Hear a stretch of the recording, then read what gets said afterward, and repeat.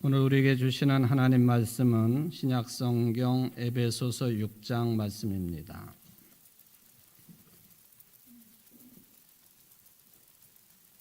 에베소서 6장 10절부터 20절까지 말씀을 봉독해 드리겠습니다. 끝으로 너희가 주 안에서와 그 힘의 능력으로 강건하여지고 마귀의 관계를 능히 대적하기 위하여 하나님의 전신 갑주를 입으라.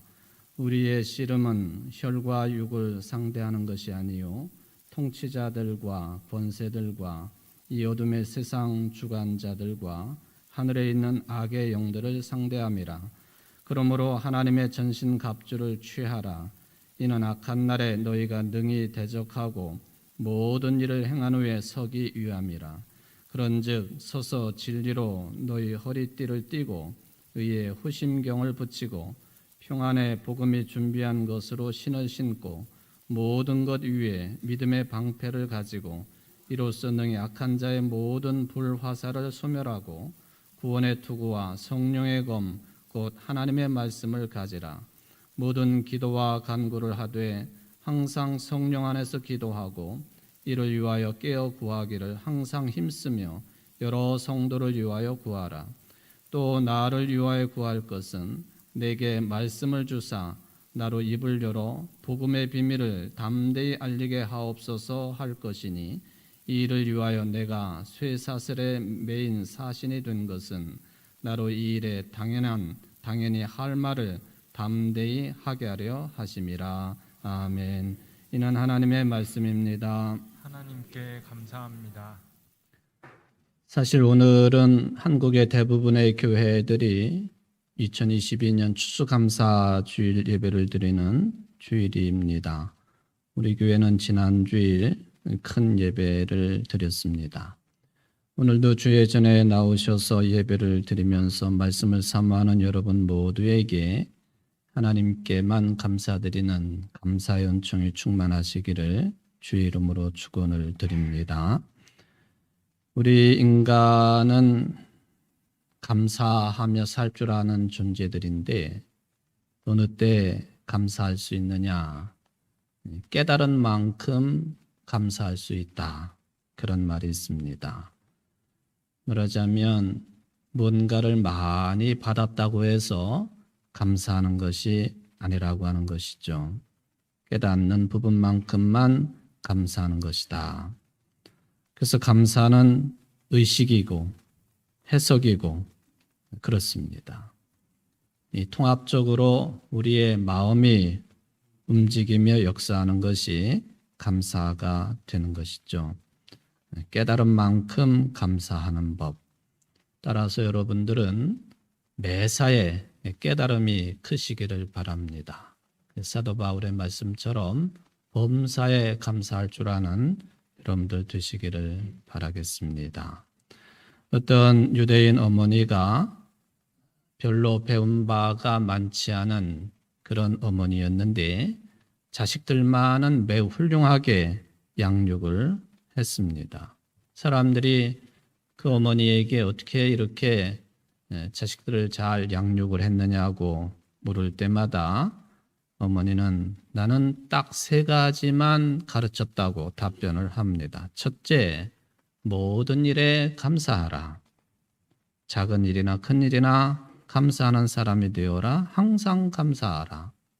두 번째, 원망하는 사람들과는 놀지 말아라. 원망하는 사람과는 사귀지 말아라. 셋째, 감사하는 사람들과 친하게 지내라. 감사하는 사람들과 함께하라. 전해지는 이야기입니다마는 이러한 정신, 신앙 자세가 유대인들을 세계적인 인물로 만들어내는 비결이 아닐까 하는 그런 생각을 해보게 됩니다. 우리가 잘 알고 있는 일본의 신학자 가운데 우찌무라 간조라고 하는 신학자가 있습니다.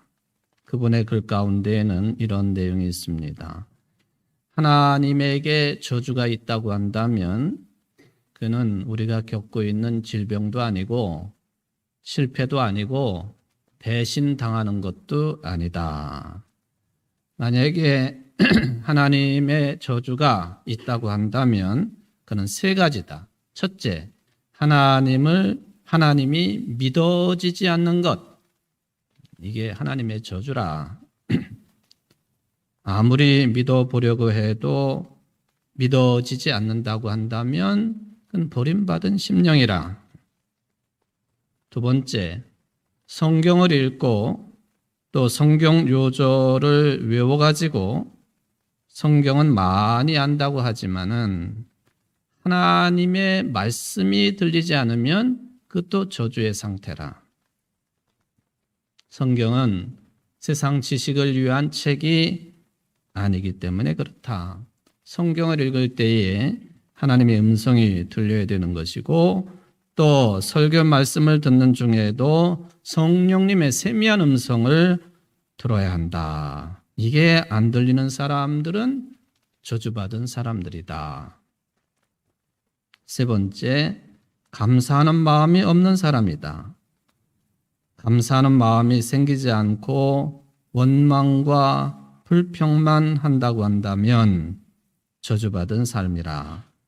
사도 바울이 로마 감옥에서도 빌립보 성도들에게 말하기를 내가 너희를 생각할 때마다 감사하고 기도할 때마다 기쁨으로 간구하노라. 그래서 생각할 때마다 원망하고 분하고 한이 맺히는 사람은 저주받은 사람이다. 감사는 은혜에 대한 마땅한 응답이라. 우찌무라 간조라고 하는 사람이 말하고 있는 내용입니다. 감사는 이렇듯 우리들에게 생명처럼 삶의 근거가 된다고 말해도 틀리지 않겠습니다. 그래서 사도 바울은 그리스도 안에서 범사에 감사하라고 강하게 권면을 한 것이죠. 그런데 이러한 생명의 말씀을 남긴 사도 바울, 어떤 경우에도 범사에 감사하라 하는 말씀을 남기긴 했지만 바울 사도도 사실은 마귀와의 싸움을 치열하게 싸운 신앙인이었습니다. 오늘 에베소서 6장의 본문 말씀이 그런 흔적을 우리들에게 고스란히 보여주고 있고 또 그런 그 신앙적인 체험, 삶의 체험을 가지고 있는 사람이었기 때문에 에베소 교인들에게도 이런 내용으로 권면을 할 수가 있었습니다. 심지어 바울은 감옥에 몇 번씩이나 갇힌 적이 있었습니다. 감옥에 갇힌 상태에서도 좀 전에도 드린 말씀처럼 그 내용들이 다 거의 대부분이 이게 영어의 몸으로 감옥에 있는 상태에서 쓴 내용들이라. 기뻐하라, 감사하라. 이런 종류의 바울 편지를 구분해가지고 우리는 옥중서신이라 그렇게 부르죠. 에베소서, 빌립보서, 골로새서, 빌레몬서, 또 혹자는 디모데후서도 거기에 해당된다고 하지만 보통 옥중서신이라 그러면은 네 종류의 책을 가리키기도 합니다. 이렇게 사도 바울이 옥중에서 쓴 편지들 지금도 우리에게 전해지면서 이제 초기 기독교의 원초적인 신앙을 접할 수 있는 것이니 감사한 일이죠. 그 중에 한 서신이 오늘 본문이 포함된 에베소서입니다. 오늘 에베소서 6장까지 있는데 6장이 마지막 장이죠. 6장의 시작을 오늘 본문이 끝으로라고 하는 부사로 시작을 하고 있습니다. 어쩌면은 에베소서 전체 결론에 해당된다고 하는 의미이기도 하겠고, 그리고 그 다음의 내용들을 보게 되면은 모든 것의 끝을 상정하는 듯한 아주 비장한 느낌을 주는 끝으로라고 하는 부사로 시작을 하고 있습니다. 그래서 그런지 모르지만은 바울은 에베소 교인들에게 강해지기를 바란다 하는 그런 권면을 해주고 있습니다. 강해져야 된다. 덕담 같기도 하지만은 전쟁을 앞둔 군인들을 향한 부대장, 대장의 명령처럼 들리는 그런 내용입니다. 마귀의 관계를 능히 대적하기 위하여 하나님의 전신 갑주를 입으라고 요청을 했습니다. 이런 표현들은 종교의 자유를 만끽하고 있는 우리들에게는 좀 어색하게 느껴질 수 있는 그런 표현입니다. 마귀의 관계라든지 또는 대적한다라든지 그런 표현이죠. 전쟁 중에 있는 사람들에게 어울리는 그런 표현이라고 볼 수가 있겠습니다.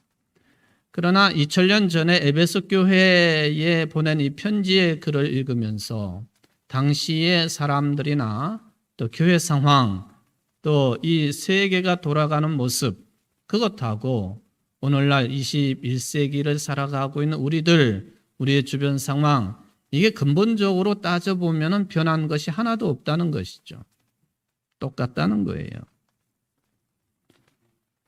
그래서 당시에 바울은 에베소 교인들에게 교회는 전투적인 자세를 가져야 된다라고 요청했다면 근본적으로 큰 변화가 없는 오늘날에도 교회는, 그리스도인들은 오늘 바울이 요청하는 것처럼 전투적인 태세가 필요하다 하는 그런 평가를 내려볼 수가 있겠습니다.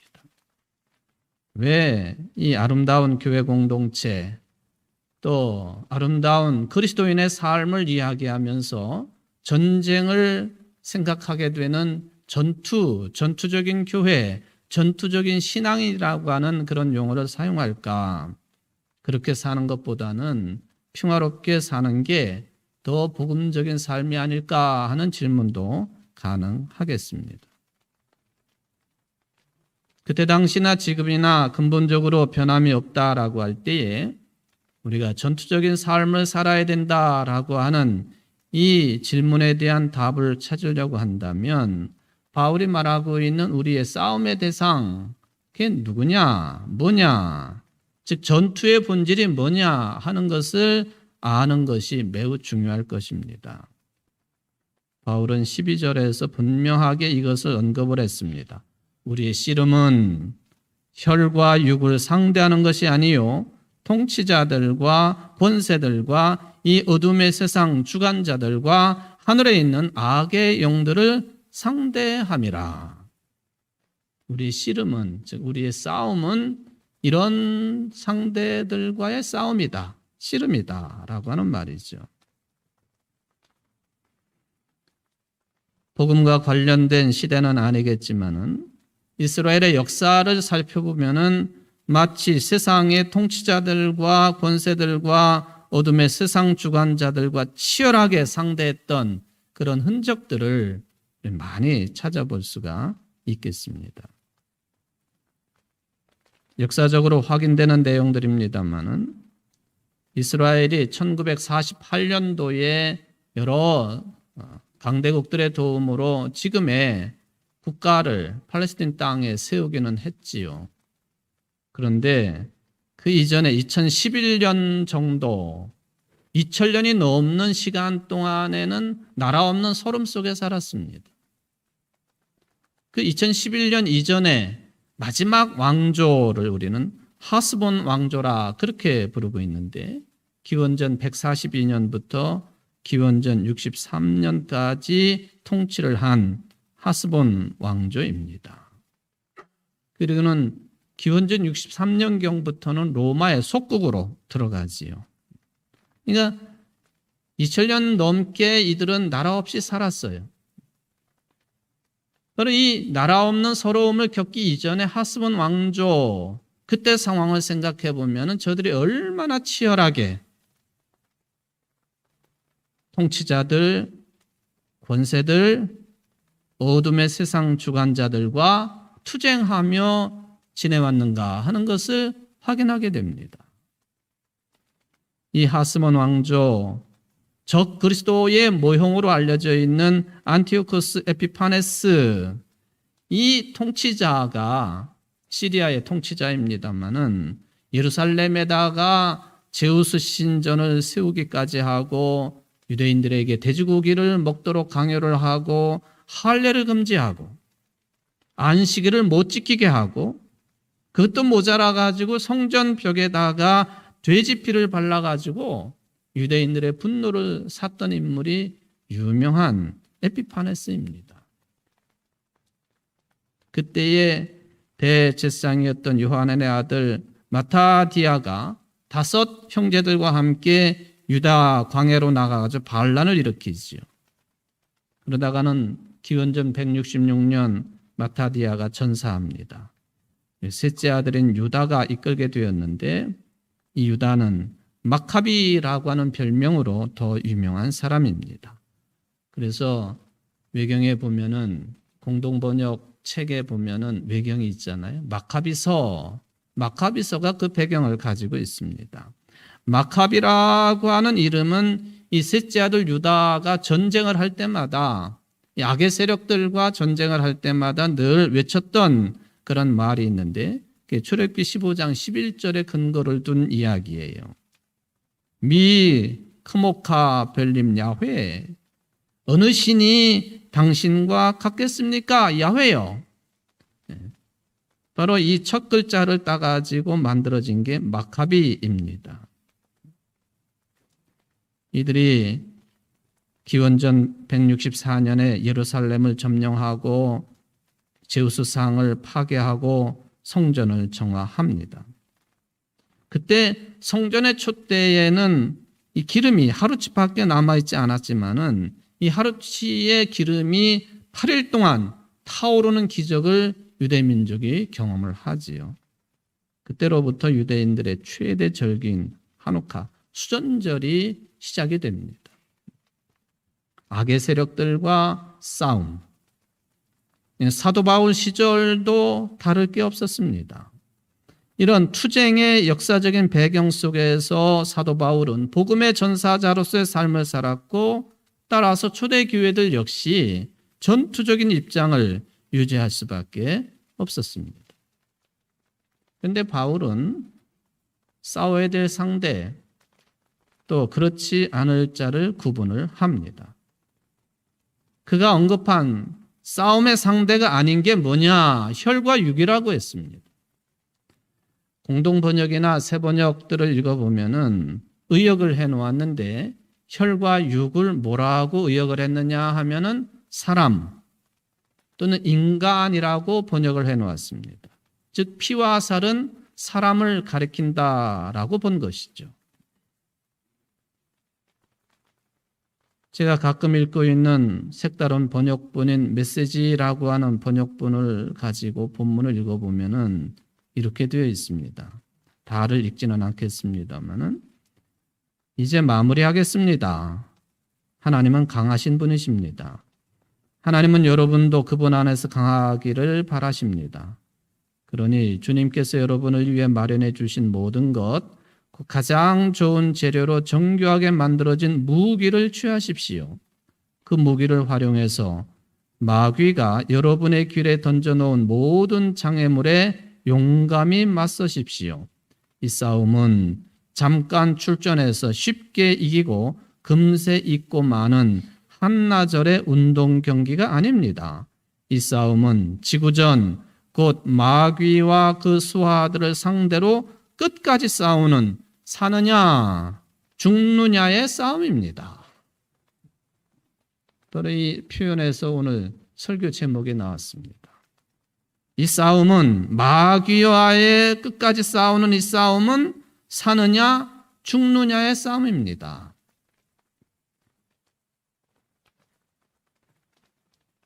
이 혈과 육을 상대로 한 싸움이 아니다, 씨름이 아니다라는 이 말을 들을 때에 죄는 미워하지만은 사람은 미워하지 말라는 말을 생각나게 합니다. 그런데 우리는 이 하나님의 말씀을 별로 깊게 받아들이지 않는 것 같아요. 저만 해도 그렇습니다. 싸울 때 우리는 항상 혈과 육, 사람 자체를 싸움의 대상으로 삼을 때가 많다는 것이죠. 사소한 말다툼으로 시작해가지고 감정 싸움을 벌이고 격화가 돼가지고는 결국에는 적개심이 그대로 남아있는 상태가 많지 않습니까? 이걸 극복하기가 쉽지가 않아요. 그래서 평생 곁을 지나가지만 원수처럼 지내는 사람들이 많다는 거예요. 심지어는 한 교회를 섬겨도 그런 경우가 있을 수 있다는 거예요. 시편 4편 4절에 보면은 너희는 분노하여도 죄짓지 말아라. 잠자리에 누워 마음 깊이 반성하면서 눈물을 흘려라. 아마도 사도 바울은 이 시편 4편 4절 말씀을 기억하고 있었기 때문에 오늘 본문이 들어있는 같은 책 에베소서 4장 26절에서 이렇게 말을 합니다. 화를 내더라도 죄를 짓는 데까지 이르지 않도록 하십시오. 해가 지도록 노여움을 품고 있지 마십시오. 사실 살면서 화내지 않고 어떻게 살 수 있겠습니까? 화는 당연히 낼 수 있습니다. 여러분들 당연히 화낼 수 있어요. 목사도 화낼 수 있어요. 그런데 화를 냈다 하더라도 해 지기 전에 풀라 하는 거예요. 노여움을 품고 잠자지 말라 하는 그 말씀이 됩니다. 이것은 우리의 건강을 위해서도 좋은 것이지만은 영적인 삶을 위해서도 반드시 필요한 것이다. 사도 바울이 우리의 싸움은 그렇게 단순하게 혈과 육을 상대로 한 싸움이 아니다. 사람을 상대로 하는 싸움이 아니다. 인간 자체를 상대로 하는 싸움이 아니다. 그렇게 말을 합니다. 사실 바울이 옥에 갇힌 상태에서 이 편지를 썼다고 말씀을 드렸죠. 분명히 복음만을 전하는 바울이었지만 그가 어떤 사람들에게 예수를 믿고 난 다음부터는 부활하신 예수님을 만난 다음부터는 다른 사람들을 해코지하는 일이 없었어요. 그럼에도 불구하고 복음을 전한다고 하는 것 때문에 감옥에 갇혔습니다. 바울을 감옥에 가둔 사람들이 있는 것 아닙니까? 사도행전 21장에 보면은 바울이 체포되는 이야기가 자세하게 나오고 있죠. 디아스포라 유대인들이 바울을 성전 모독죄로 몰아가지고, 즉 하나님을 모독한 죄로 몰아가지고 굉장히 호되게 다루고 있는 그런 내용입니다. 그래도 이때에는 로마 군대 천부장이 부하를 이끌고 와가지고는 목숨이 위태로운 바울을 일단 군중들하고 격리시키는 일이 있었습니다. 그 뒤에도 바울은 여러 번 재판을 받았습니다. 결국에 황제에게 항고를 해가지고는 로마에 압송당하기까지 합니다. 그때 배를 타고 이탈리아의 항구 도시인 나폴리에 도착을 해서 그리고는 당시에 로마의 국도 1호인 아피아 가도를 통해 가지고 로마까지 압송을 당합니다. 이것 외에도 억울한 일을 수없이 겪었습니다. 고린도후서 11장 23절 이하에 보면은 여러 번 감옥에 갇혔고 태형도 받았습니다. 유대인들에게는 40에서 하나 감한 매를 5번 맞았다. 로마의 형발인 태장도 3번 당했고 돌에 맞은 적도 있다 하는 것이죠. 제가 가끔 언급하고 있는 지중해의 3번째 큰 섬 쿠브로 섬이 있죠. 키프로스, 사이프러스 여러 가지로 불리우는데 거기 바울이 제1차 전도 여행을 시작하면서 안디옥에서 좀 떨어진 항구 도시인 실루기아에서 배를 타고 쿠브로에 처음으로 기착을 합니다.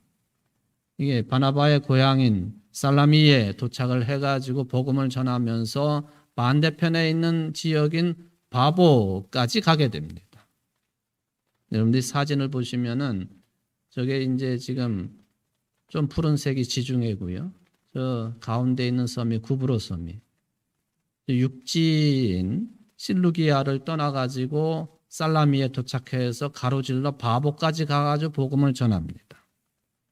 이 바보라고 하는 것은 여러분들 그 비너스 비너스상 아프로디테라고 하는 그때 당시 사람들이 신으로 여기는 존재가 있지 않습니까?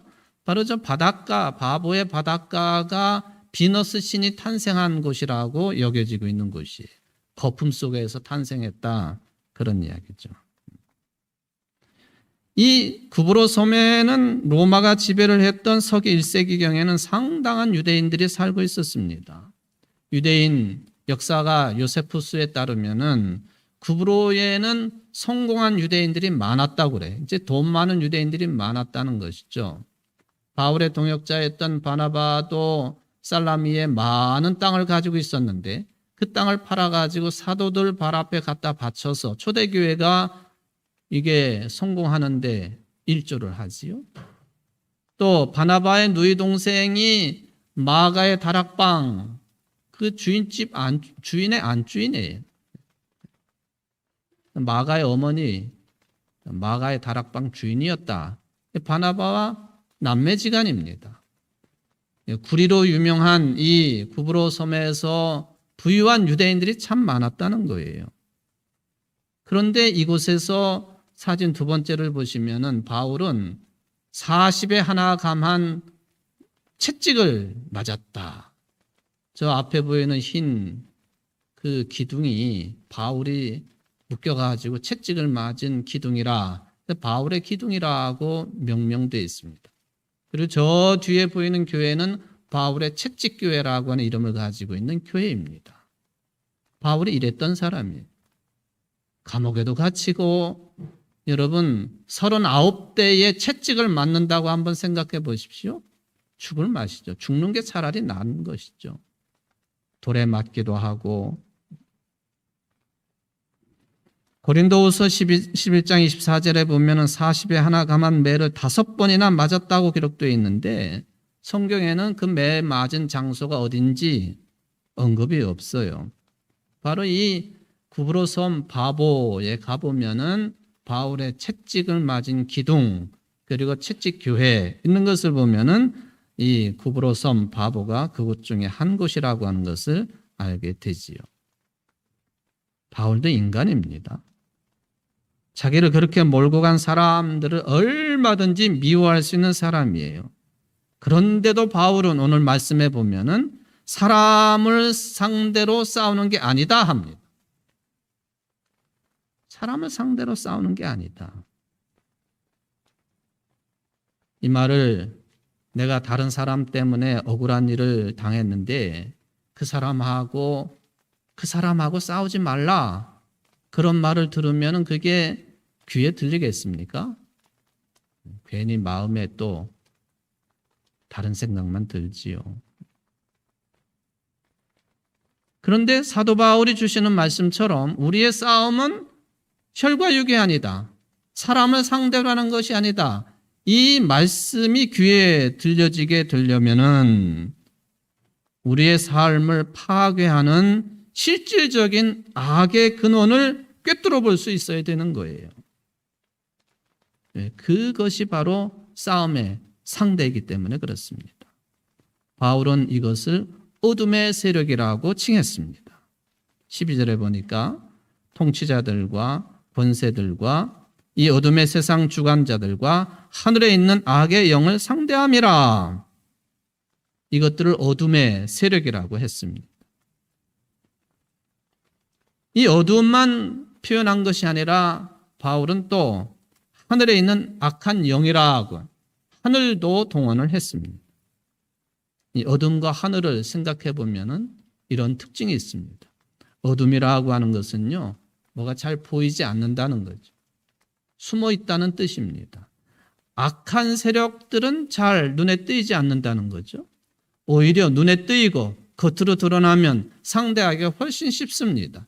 그런데 잘 드러나지 않아요. 교묘하게 감추어져 있습니다. 양의 탈을 쓴 이리와 같은 것이죠. 그래서 싸우기가 어려운 겁니다. 이 어둠에 숨어있는 세력들, 우리 주변에 얼마든지 이게 존재하고 있다는 것이죠. 그렇기 때문에 한나 아렌트라고 하는 사람은 악의 평범성이라고 하는 말, 아주 독특한 표현을 사용하지요. 평범하게 살아가고 있는 이웃 중에 악이 존재하는 거예요. 무서운 이야기입니다.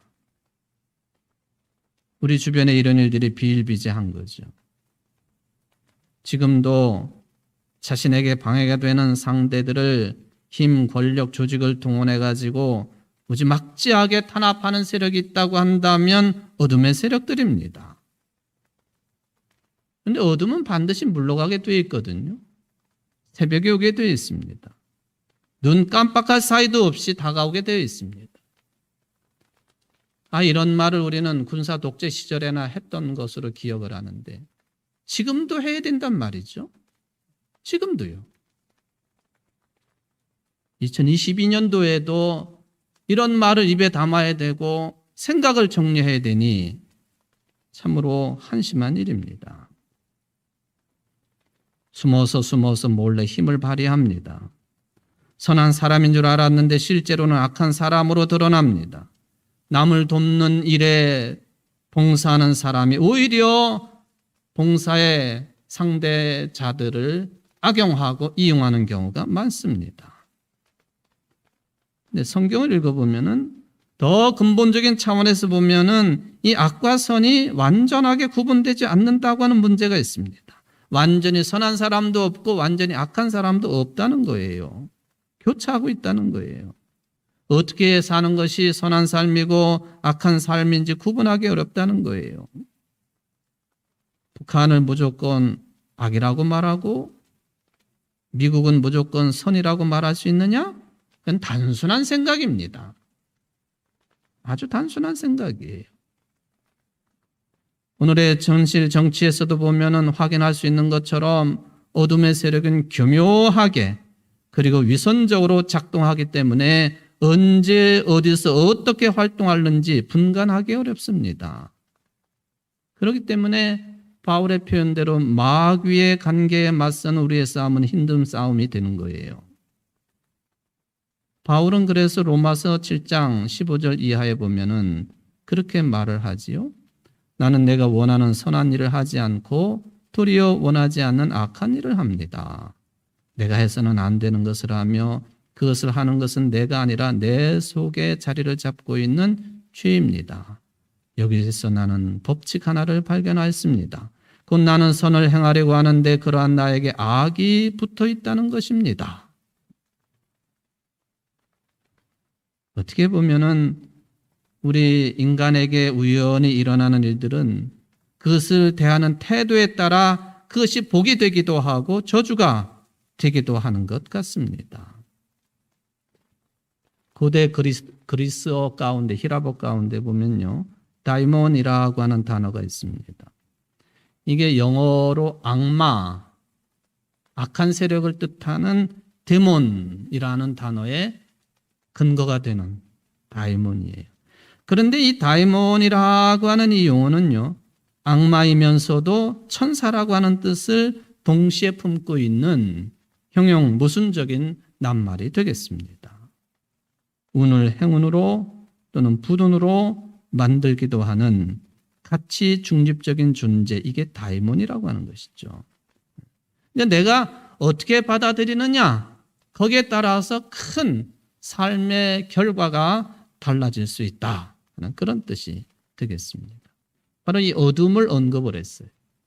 어둠은 눈에 잘 뜨이지 않는다, 숨어 있다. 그래서 어둠입니다. 악의 세력이.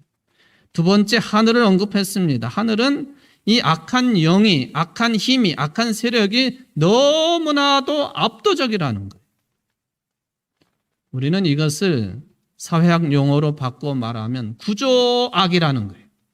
개인이 어떻게 상대할 수 없는 무지막지한 힘을 발휘하고 압도적인 힘을 가지고 있는 그런 악이기 때문에 하늘이라고 하는 표현을 사용했다는 것이죠. 오늘날 구조악을 뭘 보고 구조악이라고 할까? 돈에 지배당하고 있는 구조라고 한다면 그건 악한 모습입니다.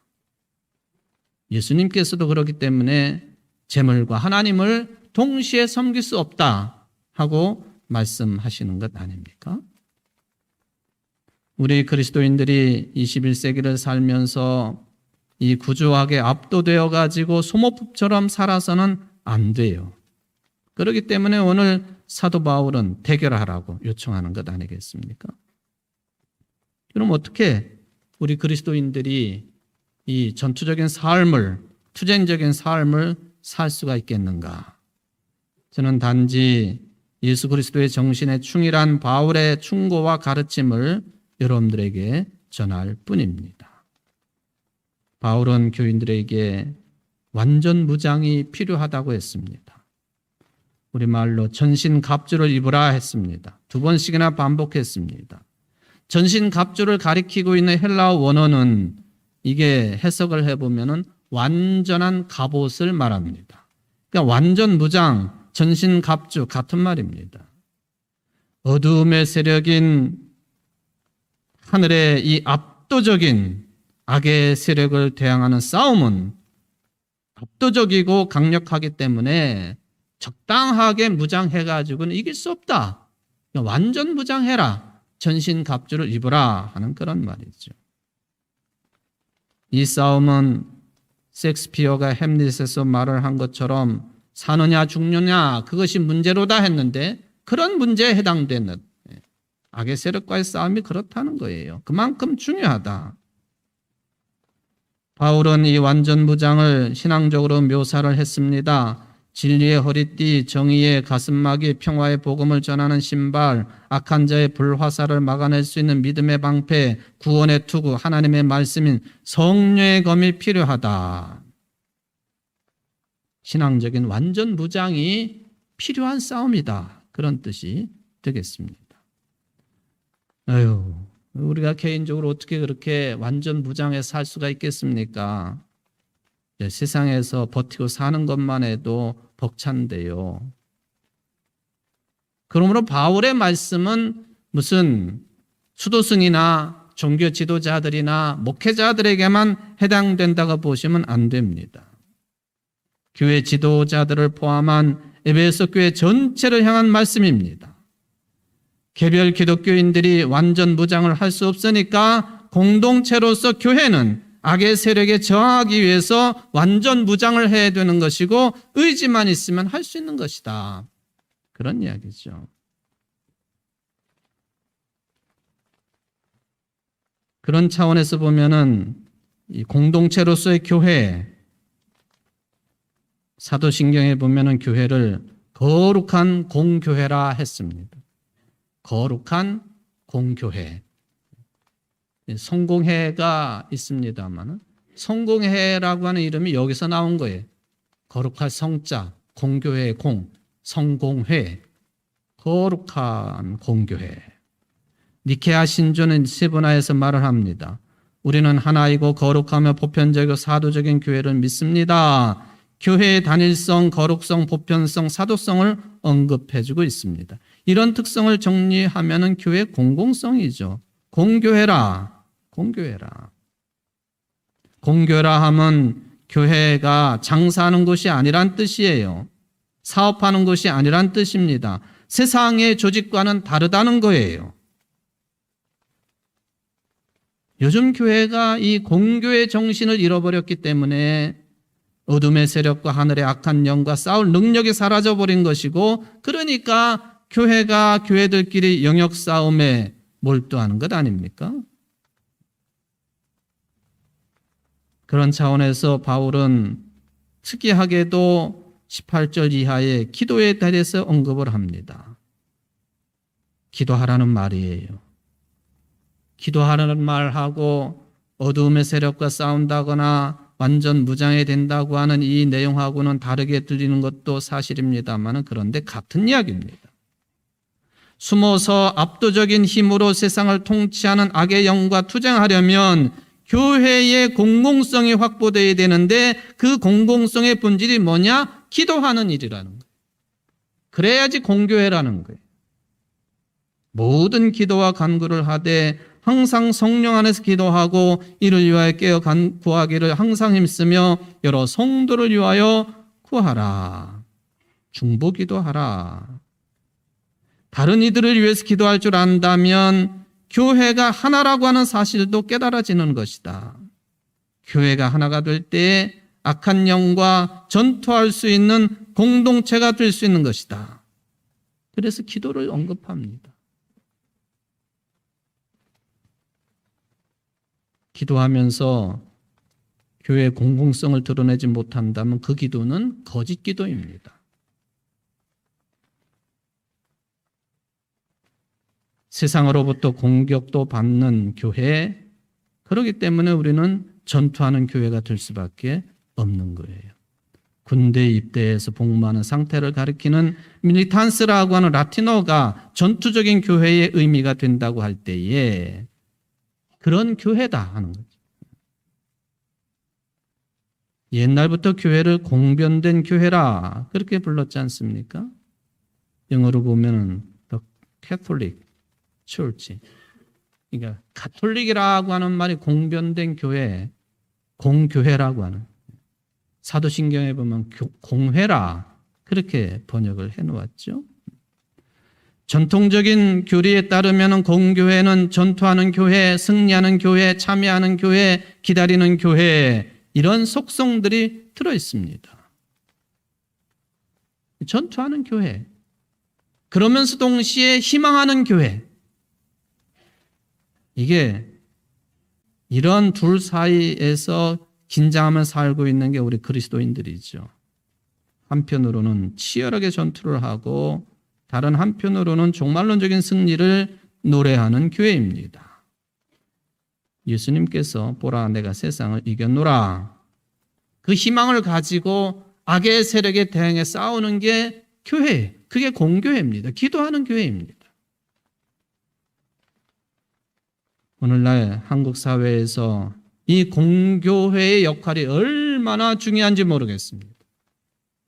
교회 이름을 가지고 엉뚱한 소리를 해대는 사람들 얼마나 많은가요?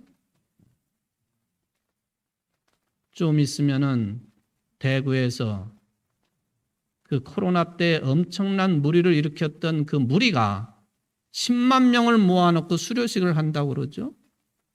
그게 교회입니까? 공교회입니까? 기도하는 교회입니까? 아니에요. 기도하는 교회, 공교회는 악의 세력에 대항할 줄 알아야 된